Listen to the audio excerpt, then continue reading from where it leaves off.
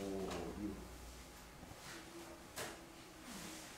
7, 8, 9, 10, 11, 12 이렇게 12개의 장으로 있는데 1장에서 6장까지는 역사이고 7장에서 7장까지는 예언이 주로 나와 있어요.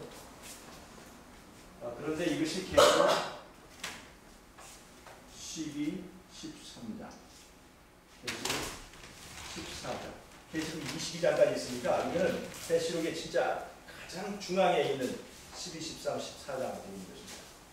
계시록 14장에는 세천사의 기별이 있는데 이 세천사의 기별은 앞에 있는 다니엘서 1장에서 6장까지의 내용과 의미적으로 일치한다는 걸 제가 설명을 해드렸고, 계시록 12장, 13장에는 짐승의 3중 연합이 있는데 이거는 다니엘서 7장과 8, 9, 10, 11, 12에 있는 6개의 장과 짝을 이루고 있다 제가 설명을 해드렸습니다. 그리고 여기 다니엘서가 시작할 때 다니엘서의 시작은 뭐로 시작하냐면 바벨론이 예루살렘을 에워싸는 사건으로 시작한다고 했죠.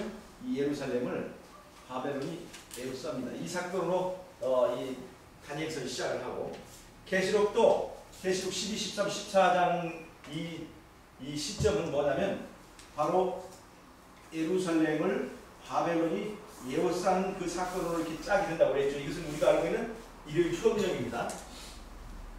이렇게 보면 계시록과 다니엘이 완전히 서로 그 거울을 봤을 때 얼굴을 비춘 것처럼 이렇게 짝을 이룬 걸 볼 수가 있었습니다. 이것은 무슨 말이냐면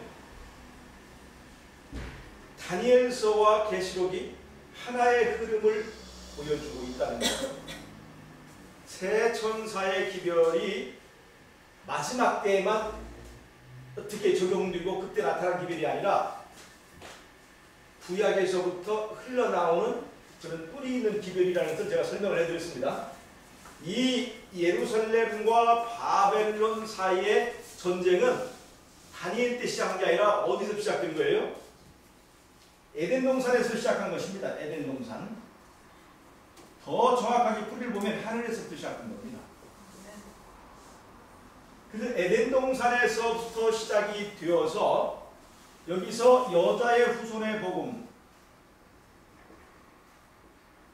후손과 뱀 사이에 영적인 전쟁이 진행이 되면서 이것이 가인과 아벨의 제사로 이어지고, 그 다음에 또 이제 아브라함과 바벨탑으로 또 이렇게 짝을 이루면서 이어져서 아브라함의 자손들이 이스라엘 12지파를 이루고 그 12지파가 이룬 이스라엘을 예루살렘으로 상징적으로 대표를 한다고 제가 말씀드렸고, 바벨탑은 나중에 바벨론이라고 하는 국가를 이루어서 그 사상과 그 대쟁투의 그 의미를 이어가고 있다는 것이 제가 지난번에 설명해드린 그런 공부입니다.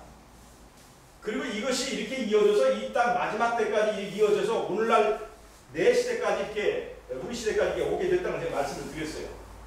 즉, 이 구조를 통해서 볼 때, 이 구조를 통해서 보면 구약은 구약으로 끝나는 것이 아니라 신약 시대에 어떤 중요한 이념과 기별을 보여주는 역할을 하고 있다는 것을 우리가 알 수가 있습니다. 지난번에 우리 창조의 얘기를 했죠. 자, 여기는 종말입니다. 지난번 여기 폈던 우리는 창조 얘기를 지난번에 했잖아요. 자, 창조 과정 속에서 보여주는 그 대쟁투적 의미는 지금 마지막 때 사는 우리에게 관련이 있는 얘기든가요? 아무 관련이 없던 얘기든가요? 관련이 있는 거죠. 이 구조를 통해서 볼 때는 창조와 종말이 다니엘서와 계시록의 이 구조를 통해서 연결이 되는 것을 우리가 볼 수 있습니다. 그래서 지난번에 저희는 창조 과정을 통해서 우리가 얻을 수 있는 이 종말에 사는 우리가 얻을 수 있는 영적 교훈을 제가 말씀을 드렸었죠. 말씀이 궁극적으로 무엇을 만들어 가느냐 하는 것을 보여준 거예요. 말씀이 천국을 만드느냐, 말씀이 지옥을 만드느냐, 율법이 우리의 자유를 억압하느냐, 율법이 우리를 자유롭게 하느냐 하는 것을 우리가 그 창조의 과정을 통해서 우리가 봤지 않습니까? 창조의 맨 궁극이 뭡니까? 안식이지 않습니까? 말씀의 궁극이 안식을 만들어가는 거예요. 말씀의 궁극이. 그래서 이 말씀의 궁극이 안식을 만들어가기 때문에 마지막 때에 하나님의 인이 어디 들어있어요? 안식일에 들어있는 거예요.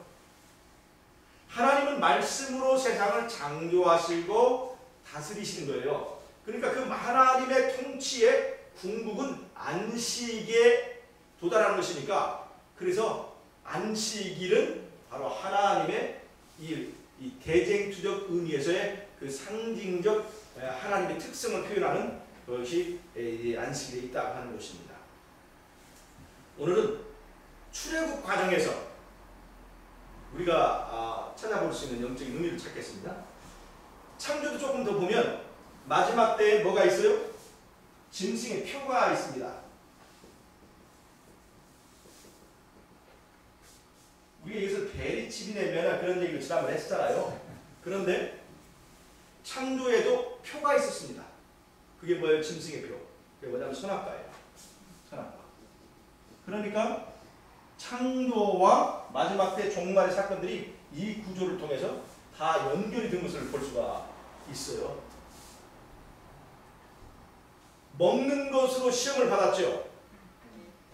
마지막 때도 먹는 것으로 시험을 받는데 그것이 뭐예요? 매매권으로 시험을 받는 이 짐승의 표입니다. 연결이 돼 있어요. 지난번에 우리가 베리칩을 얘기할 때 베리칩이 그것을 받으면 뇌를 조종하고 그래서 그것 때문에 그 기능 때문에 받으면 안 된다 했는데 사실 짐승의 표의 기능은 뇌를 조종하고 하는 그런 기능이 아닙니다. 이 짐승의 표는 성경이 말한 짐승의 표 효과는 매매권을 주느냐 주지 않느냐 그런 것이에요. 즉 떡을 빼앗고 말씀으로 사는지를 보자는 것이죠. 그 시험이에요. 다른 것은 없어요. 제일 중요한 건 뭐예요? 짐승의 표에서 중요한 건 사람이 하나님과의 관계를 끊어버리게 만드는 것입니다. 사람이 하나님과의 관계를 끊어버리면 그 다음에는 이 사단이 사람을 지배하는 것이 뇌를 조종하지 않고도 벤치를 가지고 뇌를 조종하지 않고도 쉽게 지배할 수 있습니다. 성령이 우리에게 있기 때문에 그것이 제일 장애물이에요. 근데 성령을 성령을 내게서 거두어지게 하려면 결정적인 게 뭡니까? 누구의 의사가 중요해요? 내 의사가 중요한 거예요. 그래서 내가 하나님과의 관계를 끊어버리도록 요구하는 것이 바로 이제 이 마지막 매매권 사건입니다. 떡으로 살래? 말씀으로 살래? 그럴 때 나는 떡 없이는 못 삽니다. 하면 이 표를 받는 거예요. 그러면 즉시 성령은 떠나갑니다. 성령이 떠나가는 것이 이게 무서운 거지 이 베리칩이 뇌를 조종하는 기능이 무서운 게 아닙니다. 지난번에 말씀드렸죠. 선악과를 따먹을 때 선악과에 독이 있어서 선악과를 먹으면 이것이 안에 독이 있어가지고 뇌에 영향을 미치고 심장에 영향을 미치고 그것 때문에 죽은 것이 아니라고 말씀드렸죠. 하나님과 관계를 끊어버리니까 생명의 근원으로부터 단절되니까 죽게 된 거지 선악과를 먹었더니 그것이 뇌에 어떤 물질, 화학물질을 발생해가지고 사람의 뇌를 조종하게 되고 이 뱀이 사람을 지배하고 이게 뇌 속에 뱀이라고 하는 기생충이 들어가서 뇌를 조종하고 그런 것이 아니라고요. 우리가 충분히 이해할 수 있지 않습니까? 하나님과의 관계가 끊어져 버린 인간은 사단의 밥입니다. 그래서 마지막 때의 짐승의 표도 베리칩을 가지고 뇌를 가지고 조종하고 그런 것이 아닙니다. 이런 거는 어떤 사람들이 주장하느냐 이런 선악간의 대쟁투를 알지 못하고 하나님과 사단이 싸우는 방법을 알지 못하는 사람들은 그런 것들에 현혹됩니다. 우리는 그럴 필요가 없는 거죠. 자, 이제 출애굽 사건과 마지막 때의 종말적인 사건이 어떤 관계가 있는지를 제가 말씀을 드리고 출애굽 사건 속에서 어떤 대쟁투의 흐름이 있는지를 제가 좀 설명을 드리도록 하겠습니다. 출애굽 사건과 종말 사건과 비슷한 것들이 많이 있습니다. 어떤 것이 있을까요? 출애굽 때도 10개의 재앙이 10장이 있었죠. 마지막 때는 몇 장이 있습니까? 7장이 있습니다. 출애굽 때는 홍해가 갈라지고 이스라엘 백성이 바다를 가르고 탈출합니다. 그리고 나서 출애굽기 15장에 모세의 노래를 부릅니다. 그런데 마지막 때는 하나님의 백성들이 막 죽임을 당하고 막 어려움을 당하고 이 바벨론 군대가 쳐들어와서 죽이려고 하는 살인명령을 집행하는 아마겟돈 전쟁이 막 그게 따르다가 예수님이 하늘을 여시고 재림하셔요. 그 하늘이 열립니다. 이 바다가 열리는 게 아니라 하늘이 열려요. 하늘이 열려서 예수님을 따라서 어디 가냐면 하늘 유리 바닷가로 가요. 이 홍해 바닷가를 지났던 이스라엘 백성들이 모세의 노래를 불렀다면 이제 이 하늘을 가르고 이들이 사람이 날개가 없는 사람이 하늘을 가르고 우리가 하늘의 길이 있다는 걸 어떻게 알겠어요? 모르죠. 그러나 모세를 따라갔던 이스라엘 백성들이 바다를 가르고 홍해를 지났던 것처럼 어린 양 예수님을 따라가는 사람들이 이 하늘을 가르고 도착하는 곳이 아니라면 하늘 유리 바닷가입니다. 거기서 어떤 노래를 불러요? 계시록 15장, 출애굽기 15장, 계시록 15장 장도 비슷합니다. 계시록 15장이 어떤 노래를 부르냐면 모세와 어린 양의 노래를 부릅니다. 그러니까 출애굽 사건과 이 마지막 사건은 유사한 점이 있어요, 없어요? 있어요. 출애굽할 때 어린 양의 피를 바른 사람들이 그 유월절을 통해서 애굽에서 죽지 않고 살아난 것처럼 그게 뭐예요? 인입니다. 인. 마지막 때 하나님의 인을 받은 사람들이 죽지 않고 살아서 14만 4천이죠. 이들이 하늘을 가르고 하늘길을 따라서 하늘 이 바닷가에 가게 되는 거예요. 그러니까 이 출애굽 과정은 마지막 때 종말론 사건과 아주 유사한 패턴이 있는데 그것은 바로 이 성경 전체에 흐르고 있는 이 계시록과 이 다니엘과 계시록을 통해서 보여주는 이 정밀한 교차 구조를 통해서 우리가 이게 알 수가 있습니다. 자, 이제 출애굽 사건이 대쟁투에 어떤 것을 보여주느냐 보십시다. 지금 이스라엘은 여기 애굽에 있습니다. 애굽에 있죠? 근데 애굽에서는 떡이 있을까요, 없을까요? 떡을 줘요. 바로가 떡을 줍니다. 떡을 주는 대신 이스라엘 사람들은 바로의 노예가 되어 있습니다. 바로의 노예가 되고 있어요. 그런데 이들이 가는 것은 바로 가나안이 아니라 광야를 가게 돼요. 광야를 지나야 합니다. 근데 광야에는 떡이 있어요, 없어요? 떡이 없어요. 자, 마지막 때 말이에요. 매매권을 실시합니다. 그럼 이 세상에 전반적인 기근이 오게 돼요. 즉 떡이 아주 희귀하게 됩니다. 그럴 때 미국과 교황권이 매매권, 경제권을 확 틀어잡습니다. 그 다음에 식량을 확보하고 있어요. 그 다음에 그 식량을 무기로 종교로 통일하는 것입니다. 그 종교로 통일하는 것이 뭐냐면 다니엘서 3장에 금신상을 세우고 거기에 절하게 하는 것입니다. 절하는 것을 조건으로 뭐를 줘요? 떡을 주는 거예요. 미국과 교황권의 정책에 따라서 종교연합, 정치연합에 참여하는 나라들에게 그 미국과 교황권이 확보한, 즉 애국이 확보한 이 식량을 주는 거예요. 그러니까 이 식량을 받지 않으려면, 즉 바로의 떡을 받지 않으면 사람들은 떡이 없는 거예요. 자, 이스라엘 백성들이 말해요. 창조주 하나님을 섬기기로 선택했습니다. 그럼 바로의 노예가 되는 것을 거절했단 말이에요. 바로의 노예가 되는 것을 거절하고 그들이 애굽을 떠납니다. 바벨론으로부터 나오는 거예요, 이게. 바벨론으로부터 나온 백성들이, 우리는 바벨론으로부터 나오는 백성입니다. 자, 바벨론으로부터 나옵니다. 바벨론으로부터 나오는데 문제는 뭐가 있어요? 거기에 떡이 없다는 겁니다. 이스라엘 백성이 애굽에서 나와요. 즉 이제는 바로의 백성이 아니라 하나님의 백성으로 살기를 원하는데, 그래서 그들은 애굽을 나와요. 바벨론 나온 것처럼 애굽에서 나옵니다. 근데 애굽에서 나오니까 그들은 어디를 가게 돼 있어요? 광야로 내 던져지게 된다는 것입니다. 근데 광야는 말이에요, 떡이 없어요. 떡이 없는 곳을 구름 기둥과 불 기둥이 어디로 인도하든지 따라가기로 선택하고 나온 거예요. 어린 양이 어디로 이끌든지 따라가는 14만 4천의 여행을 보여주는 것입니다. 그래서 어린 양이 어디로 이끌리 따라가는데 그들이 광야를 보지 않고 어린 양을 보고 따라나갑니다. 그래서 그들이 궁극으로 가는 나라가 젖과 꿀이 흐르는 가나안 땅이라는 것을 출애굽 과정을 통해서 보여줍니다.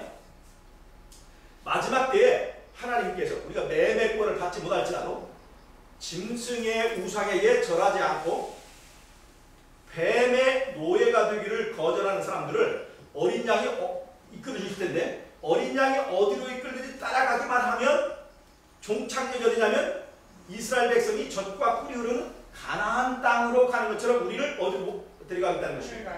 하늘 나라로 데려가겠다고 하는 것을 이 출애굽 과정에서 보여주는 것입니다. 자, 지금 보십시다. 지난번에 창조를 할 때는 창조의 맨 바탕이 땅이 혼돈하고 공허하며 흑암의 깊음이 있었습니다. 이 상태가 바로 지옥입니다. 지옥. 자, 지옥 상태에서 하나님께서 말씀하시잖아요. 빛이 있으라.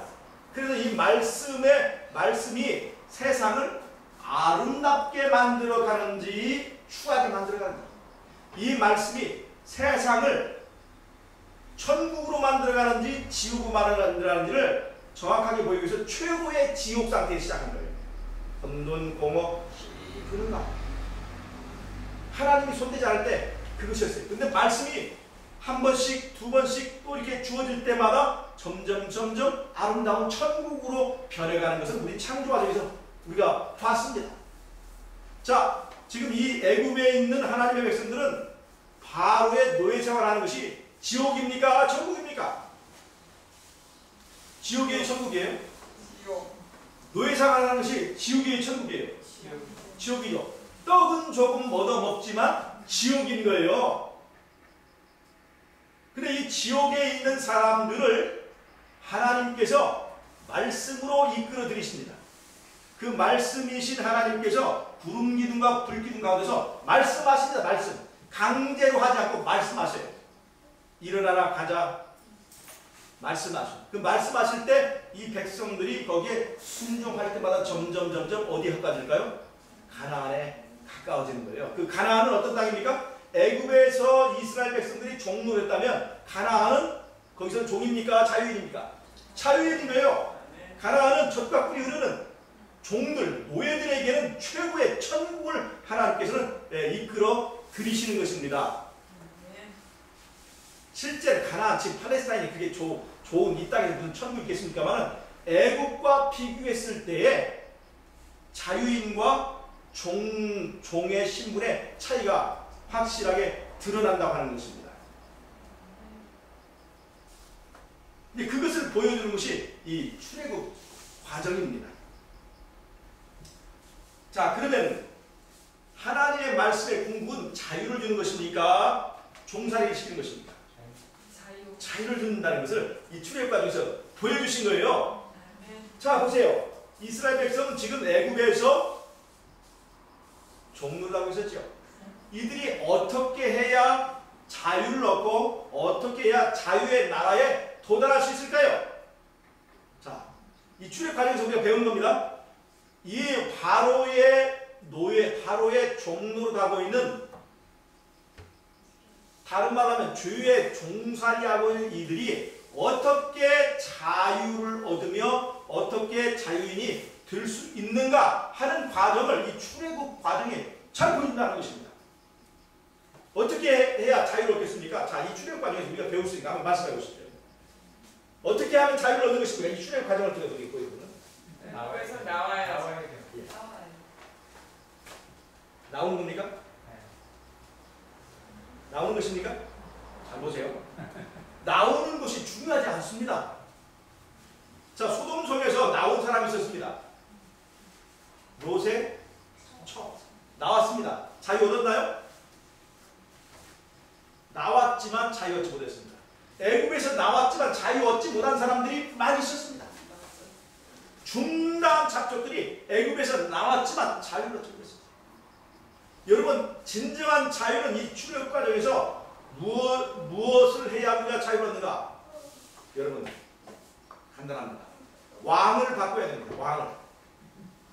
애굽에서는 바로를 왕으로 섬기고 있었습니다. 근데 이스라엘 백성이 왕을 바꿨습니다.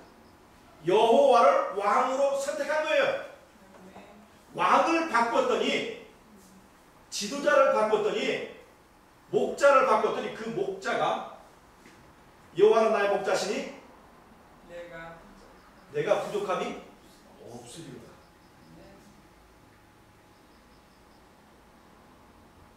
주께서 나를 푸른 초장과 쉴만한 물가로 인도하시는 그 과정의 이야기가 출애굽의 이야기입니다. 양들이 길을 알아요, 몰라요? 몰라요. 목자가 그 길을 인도합니다. 시편 23편의 이야기는 이 구원의 과정에다 적용하면 정확한 구원의 경로를 말해주는 것입니다. 시편 23편이 여러분 푸른 초장과 쉴만한 물가를 노래하는 노래라고 생각하십니까? 그게 아니에요. 시편 23편은 푸른 초장 쉴만한 물가에서 부르는 노래가 아닙니다. 시편 23편 하면 푸른 초장이 떠오르고 쉴만한 물가가 떠올라서 이게요, 예수 믿지 않은 사람들도 즐겨 암송하는 시입니다. 그러나 이걸 착각하지 마세요. 시편 23편은 푸른 초장과 쉴만한 물가에서 부르는 노래가 아니에요. 이거는요, 사망의 음침한 골짜기를 지나면서 부르는 노래가 시편 23편이에요. 내가 사망의 음침한 골짜기를 지날지라도, 그 광야를 지날지라도 뭐를 두려워하지 않는 것은? 배를 두려워하지 않는 것은. 이유는 뭡니까? 푸른 초장과 쉴만한 물가가 있어서 내가 두려워하지 않는 것이 아니에요. 시편 23편의 평안함과 평안은 푸른 초장과 쉴만한 물가가 내게 풍족하니 내가 행복하다는 얘기가 아닙니다. 지금 사망의 음침한 골짜기를 다닐지라도 내가 어떻게 푸른 초장과 쉴만한 물가를 꿈꿀 수 있는가? 내가 지금 사망의 음침한 골짜기를 다닐지라도 어떻게 나는 평화와 안식을 누릴 수 있는가? 그 이유가 뭐예요? 주께서 나와 함께 하시니라 하는 겁니다. 이스라엘 백성의 진정한 행복의 비결을 출애굽 과정에서 배울 수 있습니다. 그들은 애국을 나와서 바로 가나안에 갔더라면 가나안 땅이 우리에게 행복을 준다 그렇게 말했을 텐데 이들이 광야를 먼저 지납니다. 광야를 지나면서 이들은 진정한 행복이 떡이 있어서 행복이 아니라 푸른 초장과 쉴만한 물가가 있어서 행복이 아니라 우리와 함께 하시는 구름 기둥과 불 기둥을 통해서 우리와 함께 하시는 하나님이 우리와 함께 하기 때문에 이것이 행복이구나 하는 것을 깨닫게 된 거예요. 즉 출애굽을 통해서 우리에게 주시는 교훈은 뭐냐? 왕을 바꾸라는 거예요. 섬기는 왕을 바꾸라는 거예요. 왕을 바꾸면 그가 어떻게 해서든지 우리를 어디로 이끌어 주신다? 가나안으로 이끌어 주신다는 것을 우리에게 보여주는 것입니다. 여러분, 왕을 바꾸라 하니까 어떤 얘기 생각이 나죠? 지난번에 제가 갈라디아서 로마서를 강의할 때 로마서의 핵심 주제가 바꾸라고 그랬죠. 왕을 바꾸라는 겁니다. 내 안의 지성소에 하나님의 보좌가 있는데 그 보좌에 내가 앉아있는데 자아가 앉아있는데 그 자아를 십자가에 못 박고 거기에 예수님이라고 하는 왕을 바꾸라고 하는 것이 바로 갈라디아 로마서의 핵심 주제이지 않습니까? 즉 출애굽의 이 내용은 갈라디아서 로마서 히브리서 말하고 있는 믿음으로 말미암는 의의 과정을 하나의 시청각 자료로 보여주고 있다고 하는 것입니다. 여러분, 우리의 왕이 누굴까요? 그게 중요한 거예요. 침례받을 수 있습니다. 왕을 바꾸지 않고. 그를 왕을 바꾸지 않고도 받는 침례, 그걸 목욕이라고. 왕을 바꾸지 않고 받는 세례, 그걸 샤워라고 해요. 샤워. 여러분, 중요한 건 뭘까요? 왕을 바꾸는 것입니다. 왕을 바꾸지 않고도 안식을 지킬 수 있습니다. 그걸 뭐라고 하는 줄 아세요? 공휴일이라고 합니다. 공휴일. 내가 오늘 섬기는 왕을 바꾸지 않고도 쉴 수 있어요. 그게 공휴일이라고 하는 거예요. 여러분, 중요한 것은 출애굽에서 우리에게 가르치는 중요한 핵심은 내 삶을 지배하는 왕을 바꾸는 것입니다. 그 왕이 나를 이끌어 가시는 거예요. 그러면 우리의 길은 눈에 보이지 않더라도 누가 길입니까? 그 왕이 우리를 이끄시는 구름 기둥과 불 기둥이 바로 길입니다. 여호와는 나의 목자시오 내가 곧 길이요 진리라고 했어요. 자 여러분 홍해에 왔습니다. 이스라엘 백성이 왕을 바꾸고 따라서 왔습니다. 근데 그 중에 중단 잡종은요 애굽에서 나오긴 나왔지만 왕을 바꾸지 않은 사람이었습니다. 목숨이 아까워서 나오기는 나왔지만 예수님을 여호와로 왕으로 인정하고 나온 게 아닙니다. 그들은 조금만 환경이 좋지 않고 떡이 제공되지 않으면 금방 돌로 치는 사람들이에요. 하나님이 왕이 아닙니다. 계속해서 몸은 나왔지만 역시 왕은 바로입니다. 떡을 주는 애국으로 돌아가려고 충동한 사람들이 바로 중단 잡족들이었습니다. 여러분 홍해 나왔어요. 홍해에서 길이 보입니까? 안 보입니까? 안 보이죠? 눈으로 볼 때 길이 보여요? 안 보여요? 그 여러분 홍해 앞에서 배우는 교훈이 뭡니까? 사람의 눈을 믿지 마라. 사람의 눈을 믿지 마라. 여러분 우리가 제일 잘 믿는 것이 뭔지 아세요? 우리의 눈입니다. 내 눈에 보이는 것 그것이 확실한 거예요. 근데 홍해에서는요 눈을 믿지 마라 하는 거예요. 눈을 믿지 마라. 눈을 누구께 돌려? 눈을 예수께 돌려. 길은 어디에 있습니까? 예수님이 있고 예수님이 책임지는 것입니다. 길이 없으면 길을 만들어주시는 거예요. 그분이 창조주입니다. 길이 눈에 없으면 길을 만드시는 분이 누구예요? 창조주 하나님이십니다. 홍해에서 바로 그걸 배운 거예요. 홍해를 거치고 나왔더니 광야, 모래사막에 왔습니다. 모래사막에 길이 보여요? 안 보여요? 안 보여요. 길은 누굽니까? 구름 기둥과 불 기둥 앞서가시는 하나님이 바로 길입니다. 모래사막 위에 이스라엘 백성이 떠 있습니다. 바다 위에 노아와 방주가 떠 있는 것처럼 모래사막 바다 위에 이스라엘 백성이 마치 방주에 탄 백성처럼 하나님께서 어디로 이끌는지 그 운명을 맡기고 따라가는 것입니다. 그랬더니 결국은 어디에 도착했어요? 가나안 땅에 도착하게 누가 그렇게 했어요?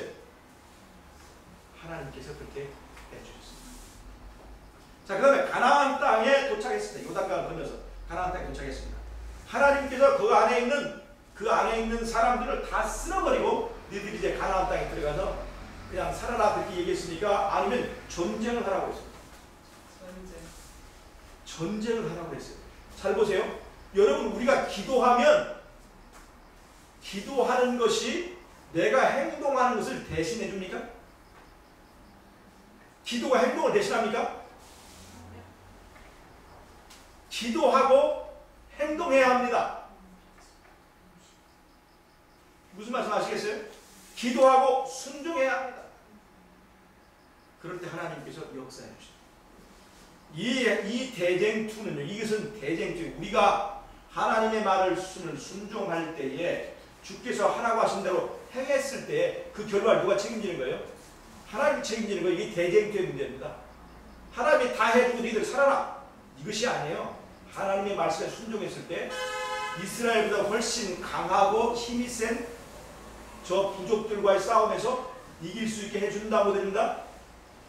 해준다 못 해준다? 해준다. 그런데 12명의 정탐꾼이 가나안을 정탐했습니다. 근데 눈에 보일 때, 사람의 눈으로 볼 때 거기에 있는 가나안 족속의 사람들은 이스라엘 사람들보다 강했습니까? 약했습니까? 어느 정도로 강했어요? 이스라엘 백성들은 그 사람들의 비가리가 메뚜기같이 보였어요. 그래서 12명의 정탐꾼 중에서 10명은 사람을 믿었습니다. 눈을 믿었어요. 눈에 보이는 걸 믿었습니다. 그 사람들은 갈 수 없다고 했어요. 그 싸움은 이길 수 없다고 했어요. 이 사람들은 뭘 믿은 거예요? 눈을 믿은 겁니다. 아까 제가 홍해에서 뭘 배우라고 했죠? 눈을 믿지 마라. 누구를 믿으라? 하나님을 믿으라는 것이에요. 근데 가나안 땅에서 바로 이제 자기들은 더 큰 이제 그 가나안 족속들이 눈에 보였을 때 10명은 하나님을 믿지 않고 자기들의 눈을 믿었습니다. 그들은 가나안 땅에 가지 못했습니다. 광야에 다 죽었습니다. 그런데 가나안 족속을 보지 않고 가나안 족속보다 더 힘이 강한 하나님을 바라보고 하나님을 믿는 사람, 믿음의 사람 2명이 가나안 땅을 밟을 수가 있었습니다. 여러분, 마지막 때 여러분 눈을 믿고 보이는 것을 믿고 하는 사람은 절대로 승리하지 못합니다. 마지막에 사는 하나님의 백성들에게 싸움이 면제되는 것이 아닙니다. 싸워서 이겨야 되는 거예요. 그런데 아쉽게도 우리는 인간이기 때문에 죄를 이길 수 없다. 이렇게 생각하는 사람들이 많이 있습니다. 가나안 땅의 사람들은 바로 죄의 상징입니다. 죄가 힘이 강합니까? 우리가 힘이 강합니까? 죄가 힘이 강해야 안 강해요? 집사님, 죄가 힘이 강합니까? 우리가 힘이 강합니까? 죄가 힘이 강해요. 그러니까 우리는 이길 수 있어요, 없어요? 이길 수 없는 거예요. 우리는 죄를 지을 수밖에 없다. 죄를 이길 수밖에 없다. 이렇게 말을 하게 되면 12정탐꾼 중에서 누구의 말을 따르는 것입니까? 많은 사람, 대다수의 말을 들으니까 안전한 것입니까?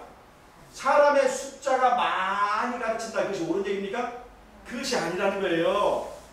하나님께서는요, 가나안 족속이 아무리 강해도 이길 수 있게 해주겠다. 약속이에요. 하나님께서 이길 수 있게 해주겠다. 여러분, 죄를 이길 수 있나요, 없나요? 한번 말씀해 보세요. 나는 못해. 죄를 우리의 힘으로는 안 하지만 지금 누가 약속했어요? 하나님께 약속했어요. 하나님을 믿는 백성은 이기고도 남는다고 얘기해야 되는 것입니다. 그래서 말이에요. 이 계시록은 이 출애굽 과정을 거쳐서 결국 어디로 가는 거예요? 하늘 가나안에 가는 거예요. 그럼 하늘 가나안에 가는 사람들은 어떤 사람들이 가나안에 살 수 있을까요? 이기는 자들이 사는 거예요. 그래서 계시록 2장, 3장에 나오는 7교회에 보내는 기별에서 어떠한 사람들만 가나안의 상을 누릴 수 있을까요? 바로 이기는 자들만, 죄와의 싸움에서 이기는 자들만 갈 수 있다는 것입니다. 여러분, 출애굽 과정에서 우리는 무엇을 배우는 거예요? 아, 이스라엘 백성이 가나안 족속을 이긴 것처럼 우리도 이길 수 있다, 없다? 우리의 죄가 아무리 강하고 내 안에는 죄의 성향이 아무리 강해도 우리는 그것을 이겨낼 수 있다, 없다? 누가 함께하면? 주께서 나와 함께하면 독사와 전갈로부터 하나님께서 우리를 건져 주실 것이라고 하는 것을 믿는 것이 예수 믿음을 가진 사람들의 태도라고 하는 것입니다. 여러분, 승리할 수 있는 믿음을 가지시기 바랍니다. 성경은 절대로 우리는 죄질 수밖에 없다는 사람들을 구원한다고 하지 않습니다. 하나님 없을 때는 우리는 죄질 수밖에 없어요. 이게 정직한 겁니다. 그러나 주께서 나와 함께 하실 때에도 내가 죄질 수밖에 없다 라고 하는 것은 누구를 모욕하는 거예요? 바로 우리와 함께 하시는 여호와를 모욕한다는 것을 우리가 아셔야 됩니다. 출애굽 과정에서 우리는 이것을 배우는 것입니다. 이 갈라디아서를 해석할 때 인간은 연약해서 죄 지을 수밖에 없다. 그래서 율법을 폐해서 우리를 자유롭게 했다. 이런 해석들이 인기가 있는 것은 바로 이 12명의 정탐꾼 중에서 10명의 말을 듣는 것입니다. 우리는 죄 지을 수밖에 없기 때문에 하나님께서 죄 안 지은 것처럼 봐준다. 이거 아닙니다. 우리는 과거에 지나간 죄, 그러나 내가 예수님 영접할 때 예수님을 보고 내 모든 죄의 값을 계산해 주셔서 우리가 의롭게 되는 건 맞아요. 그러나 현재 내 삶에서 예수를 영접한 사람은 죄를 이기는 사람이 되어야 합니다. 그래서 마지막 때 사람이 죄를 이길 수 있느냐 없느냐를 시험하기 위해서 이 짐승의 표를 강요하는 거예요. 여러분, 이런 출애굽의 과정 속에서 우리에게 보여주신 이 교훈들을 잊지 마시고 머릿속에 새겨두셨다가 마지막 때 지금 이 시대에 사는 우리에게 주시는 그 기별과 메시지를 잘 받으시길 바랍니다. 우리는 지금 광야를 지나고 있습니다. 이제는 가나안 땅에서의 전쟁을 시작을 해야 될 때입니다. 이것이 마지막 때. 가나안 땅에서 전쟁을 하는 이 시점에서 우리에게 필요한 것은 우리는 이기는 자가 되어야 한다는 것입니다. 이기는 자가 되게 하는 데서 가장 중요한 것이 뭐냐면 그게 바로 성령입니다. 그래서 계시록 2장과 3장에 있는 7교회 보낼 때 이기는 자를 말할 때 바로 성령이 교회들에게 하시는 말씀을 들을지어다. 성령의 심정을 부정하는 것은 이 이기는 자가 되게 하는 일에 있어서 하나님의 사역을 완전히 방해하는 것입니다. 만약 성령이 하나님이 아니고 하나님의 어떤 능력이라고 할 때는 거기다가 성령이 너희들에게 하시는 말씀을 들을지어다. 이건 말이 되지가 않는 거죠. 그때는 만약 예수님께 하시는 말씀을 들을지어다. 이렇게 했어야 되죠. 그러나 이 성령이라고 할 때는 예수님이 내 안에서 역사하는 내 안에서의 하나님을 강조하는 것입니다. 중요한 것은 바깥에 있는 교회 안에 있는 하나님이 아니라 내 안에 계신 하나님이 정말 중요하다는 것입니다. 성령은 바로 내 안에 계신 하나님을 말하는 거예요. 여러분 교회에는 하나님 계십니까? 계세요. 중요한 건 뭐냐? 내 안에 하나님이 계시냐 이거예요. 내 안에 계신 하나님, 성령이 계시냐 이 말이에요. 내 안에 있는 하나님, 그 성령이 진짜 하나님이냐 가짜 하나님이냐 이겁니다. 내 안에 있는 하나님이 이론입니까? 진짜 하나님입니까? 내 안에 있는 하나님이 능력입니까? 인격체입니까? 진짜 하나님이 계실 때 내 안에 진짜 천국이고 우리는 진짜 이기는 자가 된다는 것입니다. 그래서 성령의 신성을 부정하면 안 되는 거예요. 여러분 하나님을 신뢰하고 내 안에 있는 하나님이 내 삶을 계획할 수 있도록 하나님을 영접하는 예수님을 영접하는 저와 여러분이 되시기를 바라면서 오늘의 말씀을 마치도록 하겠습니다. 아멘.